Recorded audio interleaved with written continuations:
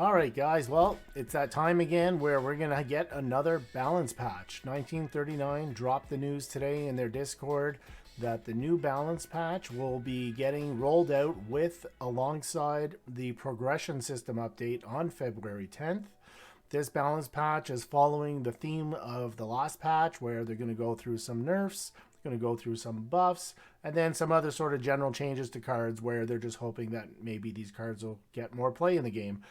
So let's take a look at these cards, these changes.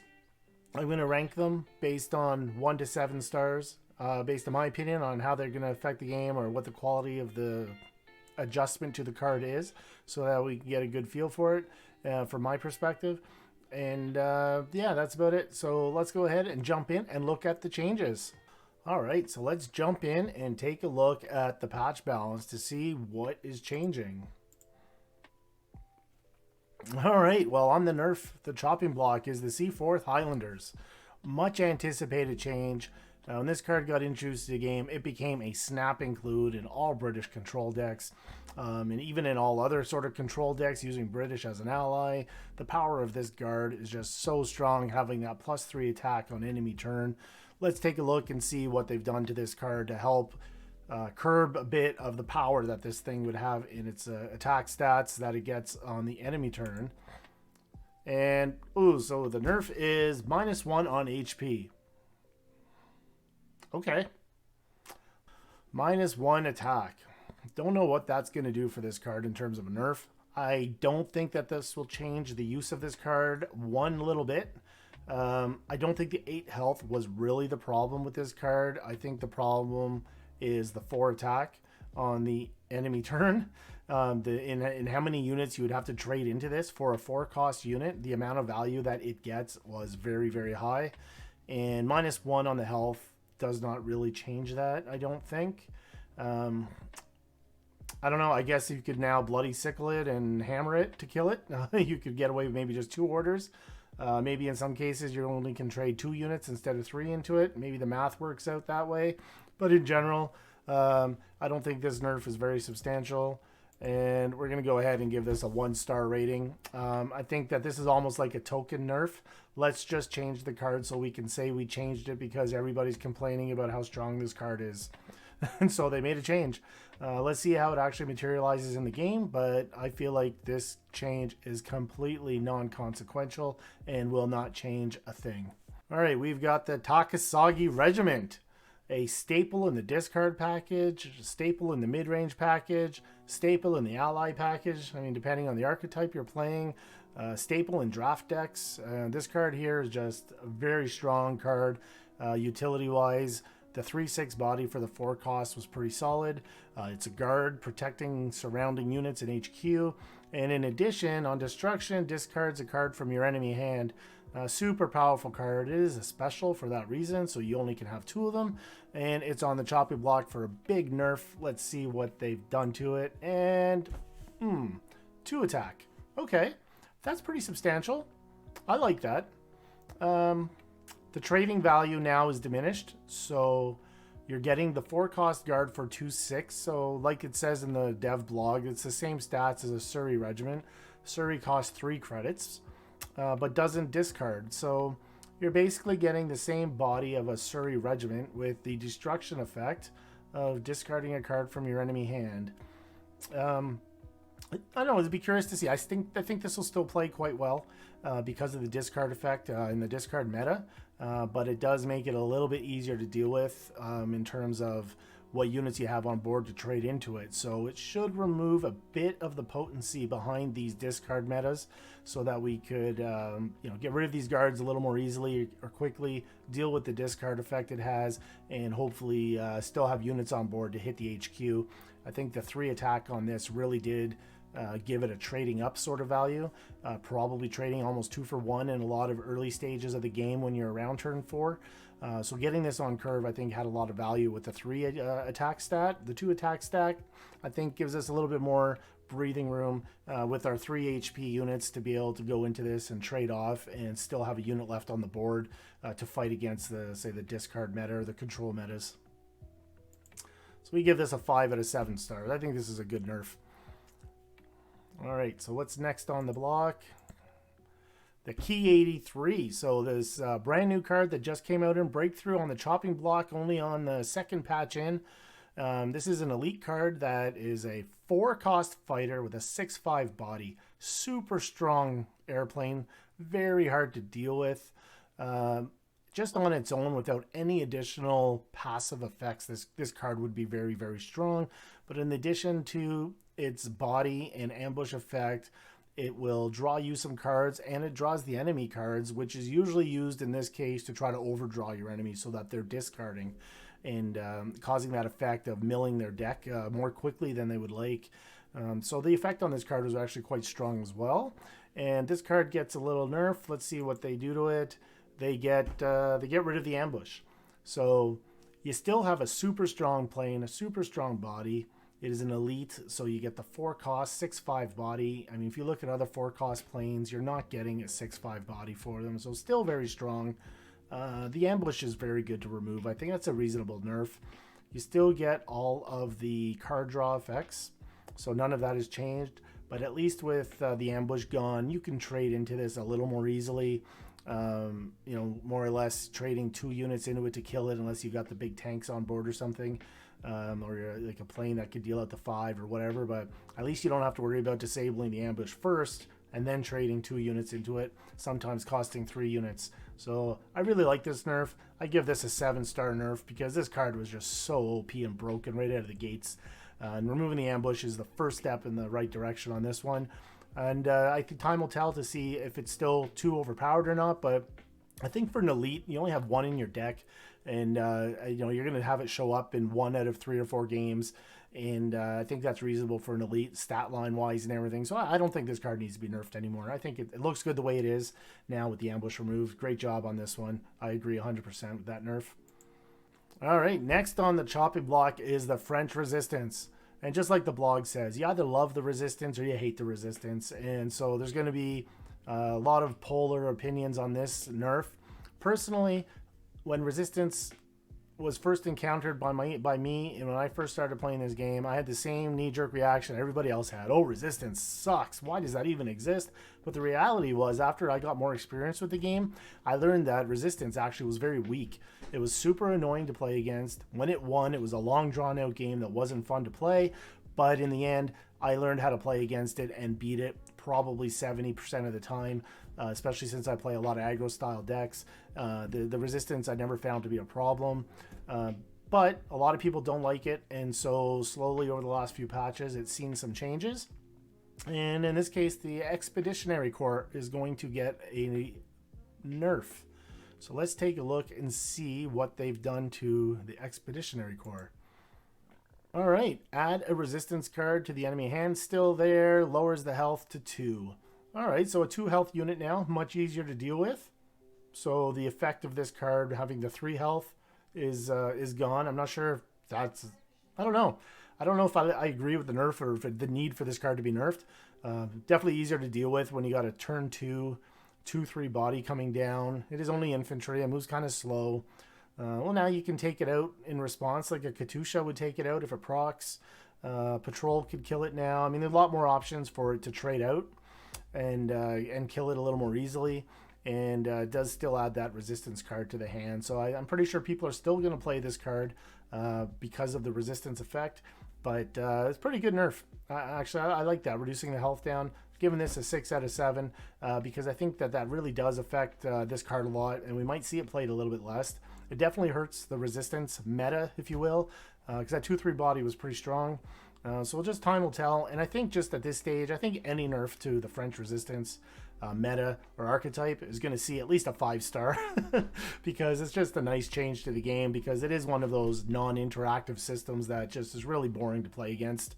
Hopefully the next non-interactive system that they start to tackle is discard. But for now, it's nice to see these changes against Resistance. And I know there's friends of mine out there that love Resistance and enjoy it are going to be really sad to see these changes. I feel for you. When you love something in this game and it gets nerfed, I've seen a lot of nerfs to aggro over the several months, and it does demoralize you a little bit and upset you because you know it's your favorite type of style to play. But you know we'll find other ways, and I'm sure that down the road there's going to be improvements to the French Resistance archetype so that it doesn't go away completely, and it will come back in another way, probably better and stronger. So be patient. All right, more resistance. So the traditional resistance card, 1 credit. It costs you when you receive it in your hand. Remove the top card of your deck. How did they change this? How did they nerf it? And the change is choose one. Deal 1 damage to your HQ or remove the top card of your deck. Wow. So the whole milling effect of the resistance cards is being removed effectively, or at least giving you the choice. Wow, I really like this change. Again, I don't think this hurts resistance a whole lot. I mean, you're either the player gets a chance to choose to either mill their deck or take damage to their HQ. Some interesting things about resistance counters. It seems like over the last few patches and releases or expansions, USA has seemed to got all of the necessary cards to deal with resistance, while the other nations still struggle quite a bit with dealing with it. So this will at least give the option to just deal damage to your HQ or remove the top card from your deck. And if you think about the self-damaging effects that go along with with the Soviet deck, the new 1-3 infantry that the Soviets have, where every time you deal a damage to your HQ, it buffs those units. If someone's playing resistance against you now and you're that Soviet deck, you're going to be able to buff those guys very big, because you're just going to be able to keep dealing the damage to your HQ for every resistance card that they play. That's going to be pretty cool to see. Very situational, but will be very cool nonetheless. And of course, with USA, if you're playing Jasko down, you can get rid of your resistance cards for free. If you have special delivery, you're getting rid of resistance cards for free. So as I said, the USA has the most counters for resistance. And I think hopefully we'll start to see some other nations have some capability to counter resistance. I guess we're starting to see that Soviet has a bit of capability now with that self-damaging capability to buff those units with the damage to the HQ. But again, this is a nerf to resistance that really hurts the meta or the archetype that it was originally intended. So I'm giving it a 6-star. And I know that my friends out there, again, who love resistance are going to disagree and really not like this change. But I think in terms of the overall player base, I think the majority will still like this change quite a bit. Next card is the KV-2, the Soviet KV-2, 7 cost, 3 op cost. Originally a 6-4, heavy armor 2, can't be pinned, can't be attacked by artillery or air units. A lot of staying power on this tank. I never really play it much in Constructed, and you don't really see it much in Constructed, honestly. But you do see it quite a bit in Draft. I think it's a decent draft card. So let's see how they've changed it. And it is buffed. It is buffed to have 5 health now. Wow. Heavy armor, 5 health. So to kill this tank, you need to have a 7 attack power, or you're dealing 2 or 3 units into this thing to kill it. So, wow. Super strong tank now. This is amazing. I'll be curious to see if this helps it slide its way into the Soviet meta now. There's a special 2 copies out of the 39 cards in your deck. So, you know, it's no more tack strike to kill it. You need something better than that. So you're looking at hammers or, you know, the hard removal that just kills things, like Death from Aboves or Samurai, for example, or Empire of the Sun. But in general, it's going to be a lot harder to remove. The Avengers now will be able to get at it, so that gives you another out. Very strong improvement to this tank. Very curious to see if it gets more included into the standard Soviet control meta decks now. I give this a 5 out of 7 stars. Very good improvement in terms of trying to see if a card can become more viable for its price point in a standard constructed play in the game. The B-26 Marauder USA receiving a buff. All right, so this is a 3-3 bomber, heavy armor. 4 deployment costs with a 2 operation cost, so it's kind of an expensive bomber. The bombers are generally more expensive. I mean, they're maybe second only to artillery in terms of their capability in the game without taking reciprocal damage. Makes them pretty strong, but this is an elite, so I always found this card to be a little bit more expensive for an elite, but but it's still a decent card. When this unit attacks an HQ, the enemy units get +2 operation cost. If you're able to get that value off, it's actually very crippling. You know, it's quite rare that you see this card even played, and when it is played, it's very rare that you see anybody getting that value, because it becomes an immediate removal target, because nobody wants the operation cost of their units to go to +2. All right, so let's see what they've done to this card. All right, they give it a 4 HP, so they buff up the HP a bit. That's interesting. All right, so now it's out of range from the people, basically. Most other removals still deal with it. Tack Strike still kills it. Amphibious Assault still kills it. And then many of the other removals, it's still a double Eagle Claw kills it. Gives it a little more body. I don't know. I honestly don't know. I don't think this is going to bring this card into the meta.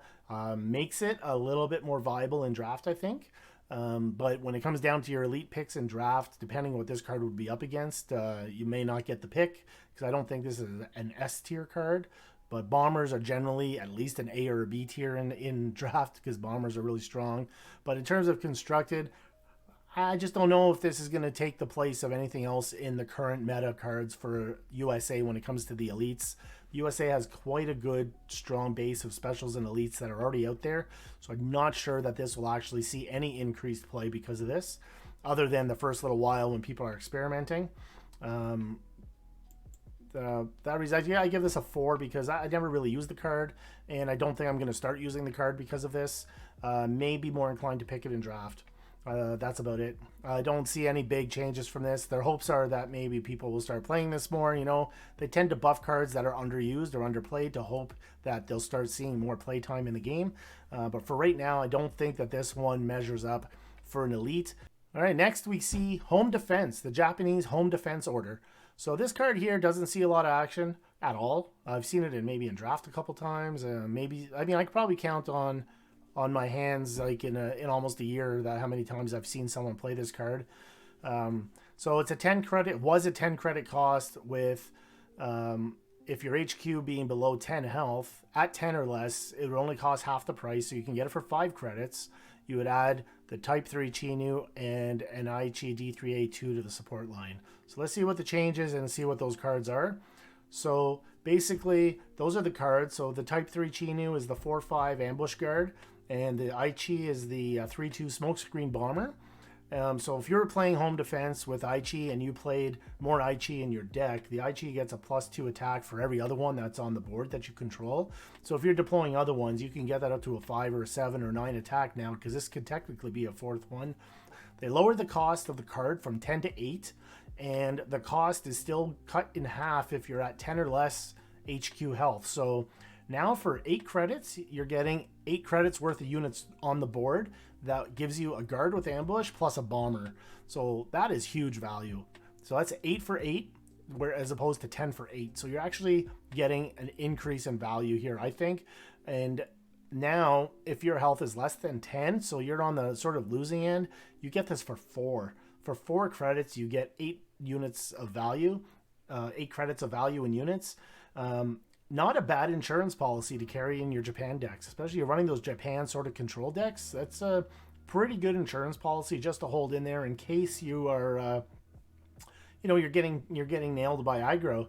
If you're getting nailed by aggro by turn 4, it's not unrealistic that you're less than 10 health by turn 4 against an aggro deck, and this will definitely slow down aggro. They got to deal with the guard that has ambush with 5 health, and also deal with the bomber that's just going to start ripping them up if they don't deal with it. So I think we'll start to see this card played a little bit more. I'm almost tempted to try it in even my Japan aggro deck as an insurance policy. I don't know. It would probably be a brick most of the time. Probably better played in more of a mid-range to control deck or late game deck. So I give this a 6 out of 7. I think in those archetypes, this change is huge. I think that this now could actually become part of the meta for Japan control, because it's just a huge value. Even at 8 credits, you're getting amazing value because you're able to put the 2 units out for 8 credits. So it's as though you had, for the price of 1 card in your deck. So you only get the 39 unit cards in your deck. And so for the slot of 1 card for 8 credits, you're getting 2 units. So that's like having an extra card in your deck. Right. the next card on the block, 39th Bologna Regiment. And I don't mean on the block is a bad thing. We're now looking at the buffs and the changes. So this was a 3/7 guard, but for every unit you've lost up until the point where you play this, the cost would increase by 1. So whether this card was in your deck or in your hand, it didn't matter. The cost would be incrementing by 1 every time you lost a unit.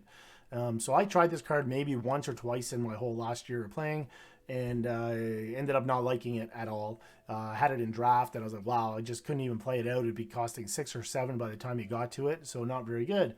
So let's see how they changed it.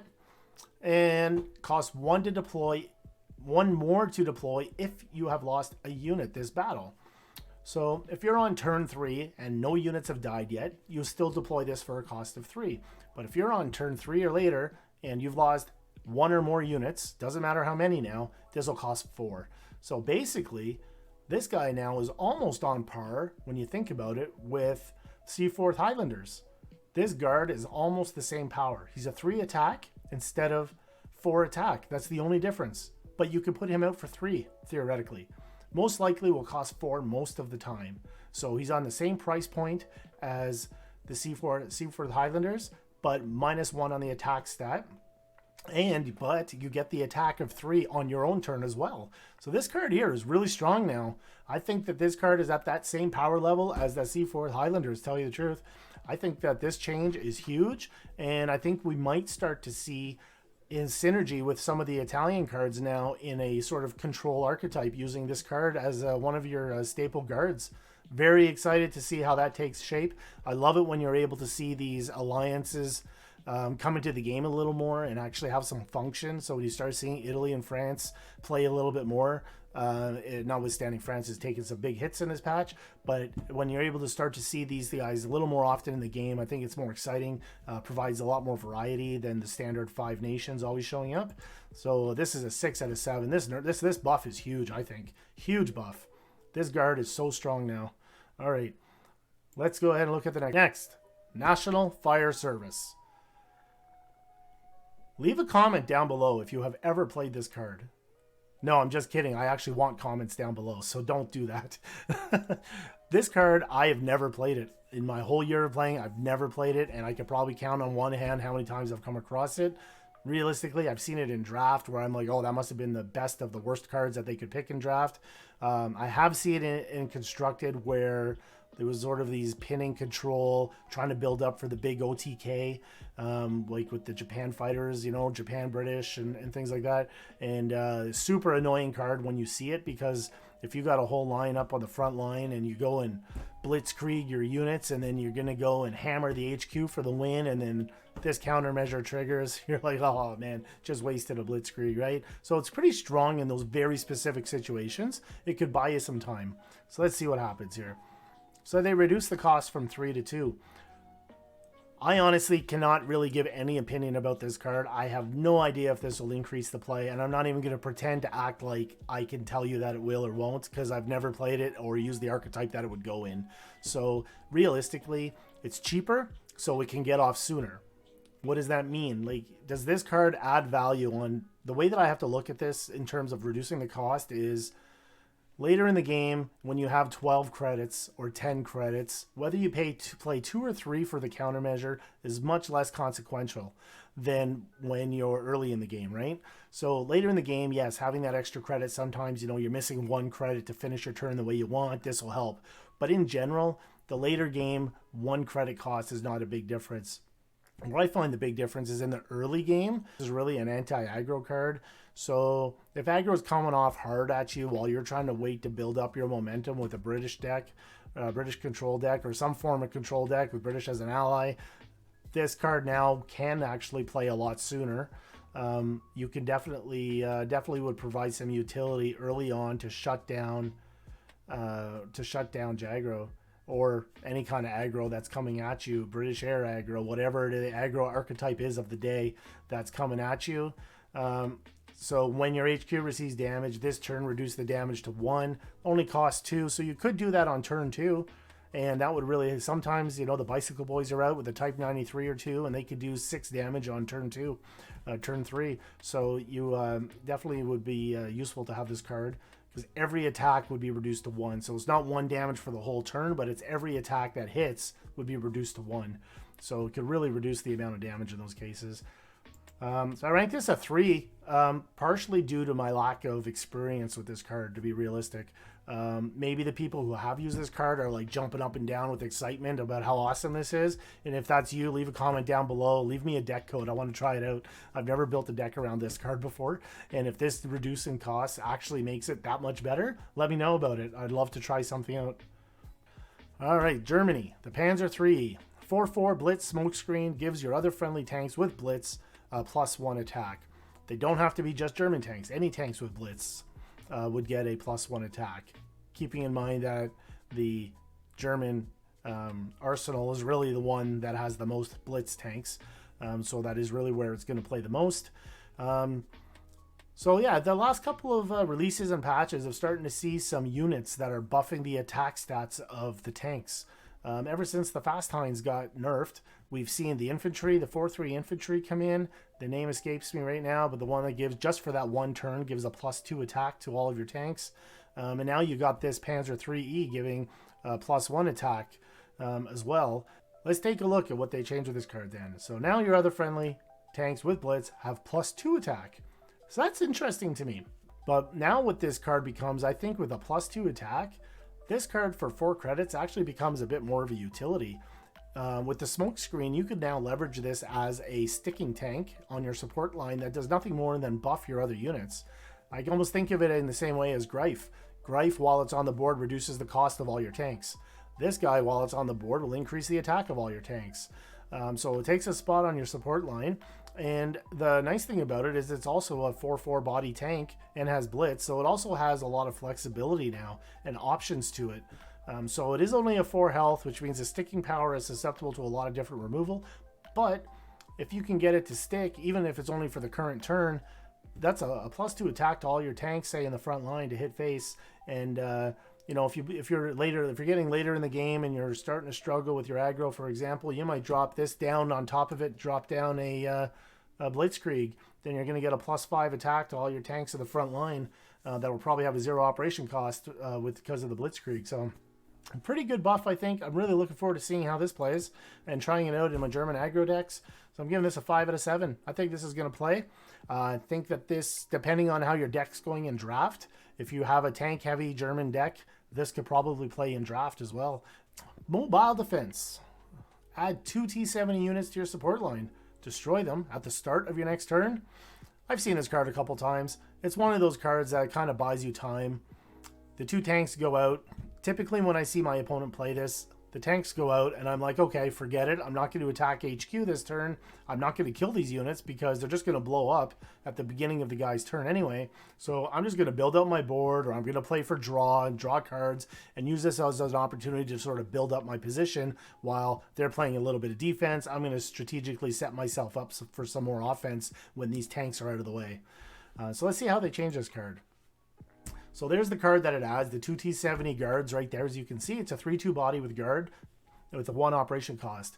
And the change they've made is they've buffed this card so that the tanks don't destroy until the end of your next turn. That is huge. Now, when you play this card, you're making your opponent think a lot more, because now I have to consider those tanks are going to be there for my opponent's next turn.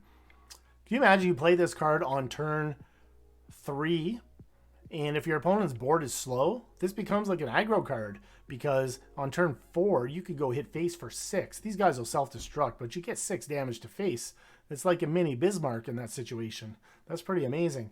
But realistically, that's a very tight situation. That'll rarely happen. But I think the more realistic is that your opponent now has to consider, if I don't kill these units or trade into them, what's my opponent going to be able to do? They can now move and attack with these things on their turn, and it only costs 1 operation cost to deal 3 damage. So for 2 credits, they're dealing 6 damage to something on their next turn. And that's pretty huge. So now you really have to think about what you're going to do with these T70s when they come out. You got to react to them now. You can't just ignore them, because they're not just statues there to protect the HQ for one turn. They are now a offensive threat on your opponent's next turn. So pretty substantial buff to this card, I think. That I give this a 5 out of 7 stars. I'm not sure if it's going to increase the play of the card a whole lot. We'll have to see. But because the reality is these units still do self-destruct.